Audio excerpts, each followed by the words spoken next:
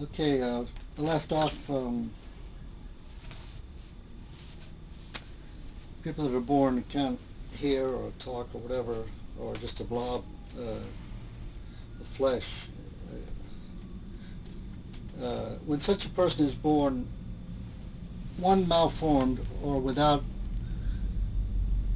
some faculties or without a functional mind, it is not for us to judge what it is that has made this necessary. That soul, however, has some karmic condition to overcome or somehow needs this experience in order to learn and advance. For some reason, he must go through it. One who has advanced and who has studied sufficiently to be capable of seeing the soul pattern of the entity could determine and tell why it is what it is, but on the surface there is no way to do so. And therefore we must not condemn or prejudge, just as we must not prejudge those who are victims of perverted or criminal instincts or habits which they do not rise above and overcome. Perhaps it is a karmic condition that decrees that they serve this life in that fashion, or they need that experience to learn or to advance. We do not know. To really understand some of the happenings that transpire in the field of human life and human birth, one must study the science of genetics and then go deeper than the scientist is privileged to go in this field.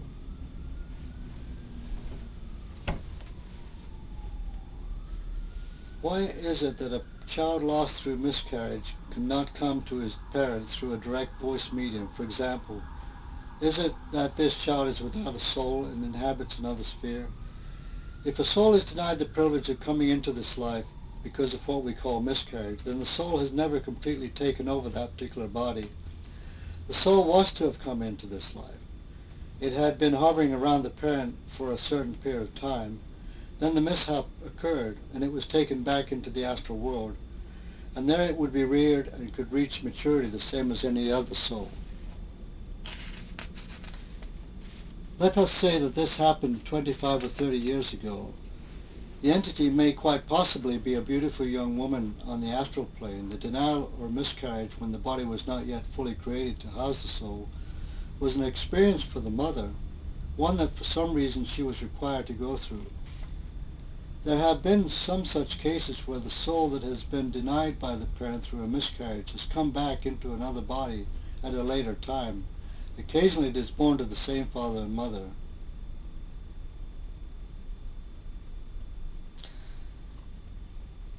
Here's an answer about which there has always been a great amount of speculation. I've heard two or three conflicting statements. Will you please tell me when the soul actually enters the body of an infant? It would be rather silly, in my opinion, to think that the soul takes over at the actual time of conception. Of course it does not.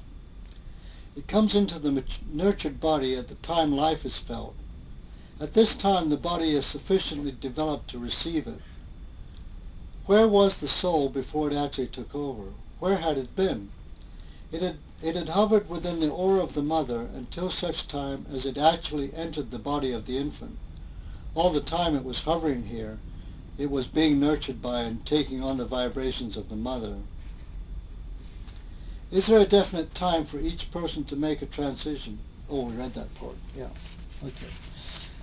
Going back again then.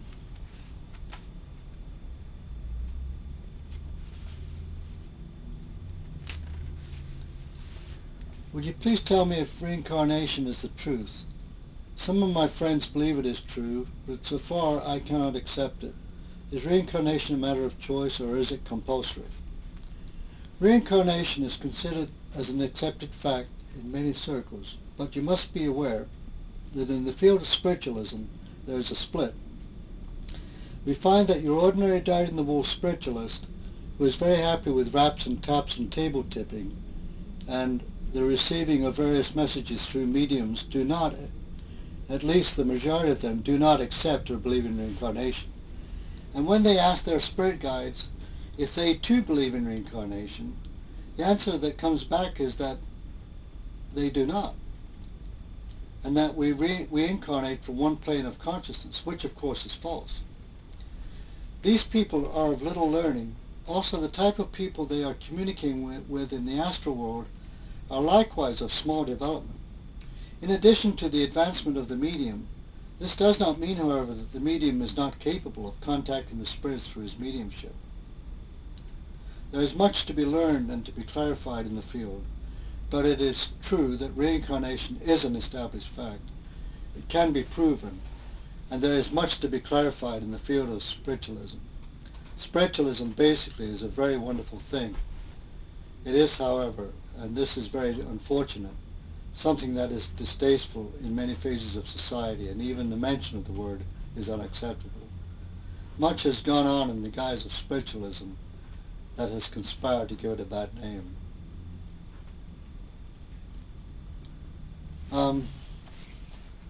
Speaking of proof of reincarnation, I watched a video on YouTube about a policeman, really down-to-earth, solid, everyday kind of person, tough, and he was regressed by a hypnotist and uncovered some remarkable memories of being a painter, and a specific picture was mentioned. It took months and months of research, and they actually found this picture and the diaries of the painter, and there were, I think he said, I can't remember, a large number of facts that he had given the hypnotist on audio tape that were in these diaries, and that he had no knowledge of whatsoever. It was quite amazing. I'll look for the title again so you can tune into it. Okay.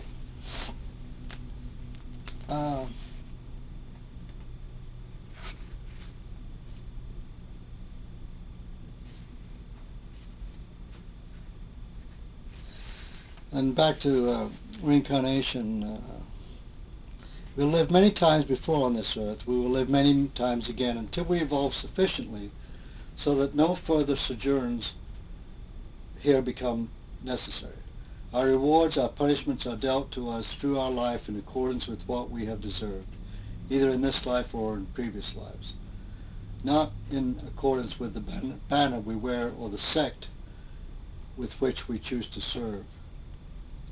Reincarnation is a thorny and great subject, and it is the cause of much discussion and much groping after truth. According to Margie, however, it is the only answer which makes the unsolved problems of life fit into a believable sequence and enables the seeker to find the answers he so avidly requests. Other than understanding the twin principles of reincarnation and karma, his only resource is to exercise faith and not to question the ways of God, but to accept them as inscrutable. I'm afraid that in this particular respect, Margie is not too tender with the feelings of the orthodox religionist. She says that one should not only not refuse to question the ways of God, but that on the contrary, one should dig deeply and as diligently into the knowledge of his ways as is possible for the individual to do. It is the knowledge and the understanding that he comes up with as the result of this digging that will enable him to advance into progress, and thus have all things added unto him. Anyway, I probably shouldn't read any more. I mean, there's a lot of stuff in this little book. It's unbelievable.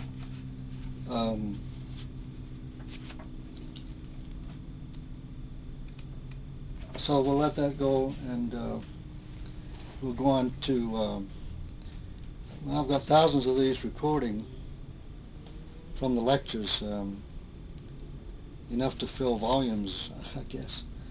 And these were given to me by Ken Wilcox, who was a member of the Agashan group, and he spent a tremendous amount of time collecting these recordings and archiving them and putting them on CDs. And one day the hope is to establish some kind of maybe non-profit group, some very wealthy individual. Don't send any money to us, I'm not asking that. But if some individual were to, fund something like that, it'd be terrific. With the building, it'd be like almost a university for esoteric subjects, huge libraries, all these recordings. It could be the core or the basis of a very interesting research group. So that would, I think, would be very helpful to the world. So maybe that'll happen. Oprah, you listening? Okay, thanks.